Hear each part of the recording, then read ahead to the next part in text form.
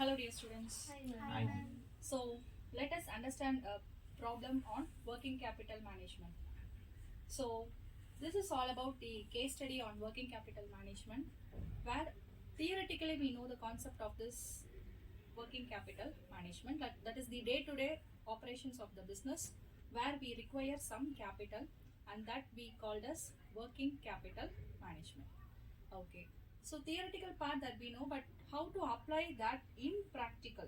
Okay. So when someone is asking you to find how much working capital is required for this business in that time, so definitely we should know that how to calculate that. Okay. For that, let us understand this. So this part is the question which is given for us, and this is the solution which is provided. The final thing is that we need to find out working capital requirement. So just see this question now. So particulars which is given as raw materials, of course working capital, the basic thing that is what the raw materials. Okay, so definitely it should come, and labor cost, and then overheads. You know what is meant by overheads? Yes, additional expenses is overheads, and then combining all these things is the total cost, and then profit, selling price. So all the data which is directly given in our question. Okay, along with this certain adjustments is also given for us, and first adjustment is average RMS raw material in stock, it is for 1 month. Okay, and average work in progress, okay, and that is for half a month. Okay, and finished goods in stock, that is also for 1 month. Credit allowed to debtors, that is 2 months. Credit allowed by suppliers is 1 month. See, you should know the difference between these two things. Credit allowed to debtors, that comes under current assets category, whereby someone will pay for us.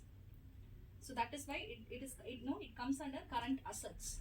Second thing is credit allowed by suppliers, means we are liable to pay to someone else. That is why you can see here creditors comes under current liabilities. Okay, so along with that, time lag in payment of wages. Time lag in the sense like you are in a position to pay. Okay, so that also comes under liability side. So again, in payment of overheads, that is also 1 month. Cash balance is 90,000, which is given. The entire units which is manufactured is 52,000 units. So by using these data, we need to calculate the working capital requirement. Okay, so formula is in simple we can say as current assets minus current liabilities. So first we need to calculate current assets, and then we need to do current liabilities by subtracting these two things, that is CA minus CL, which gives the net working capital. So that is what actual formula for finding the working capital. So for current assets, we have to write one by one what are all the data given here as current assets. So first one is stock of raw materials. Stock is our current asset, first one.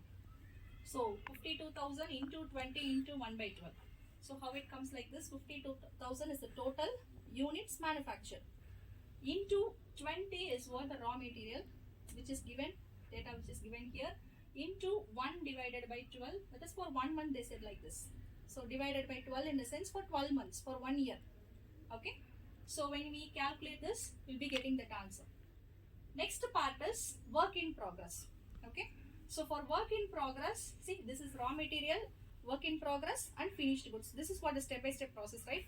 First one is raw material, second is work in progress, and third one is finished goods. So under this work in progress, so certain details like again raw material, direct labor, DL is direct labor, and OH is overheads. Okay, so all the data which is given here, all we do for 52,000, that is the total unit, into 20 is for raw material, into 8 it is for direct labor, into 15 that is for overheads. All the data which is actually given there. Okay, so into 0.5 divided by, why it is mentioned as 0.5, since they said as half a month. So 0.5 divided by 12. So when you calculate all these things, you'll be getting these by adding all the different answers. So 93,166. Fine. Next one is finished goods.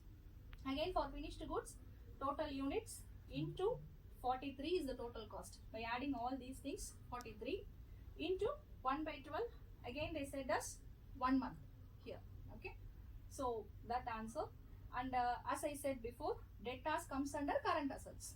Okay, so again 52,000 into 50.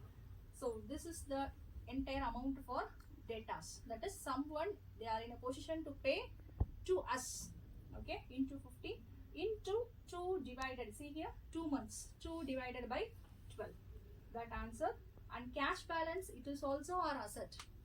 It is given there in our adjustment. Okay, so that is 90,000. So by adding all these things, so this is what the amount of current assets, total current assets. Next part is liabilities. So yes, creditors is a liability where we are in a position liable to pay to someone else, and that someone else is suppliers. Okay, so into 43 into 1 by 12, again your total cost into 1 by 12, and outstanding wages, see here into 8 into 15, all the data as we discussed before, into 1 by 12, that is for 1 month. Okay, so by adding all these things, we will be getting this 2,86,000. So this is what the total current liabilities. So far we found out CA as well as CL.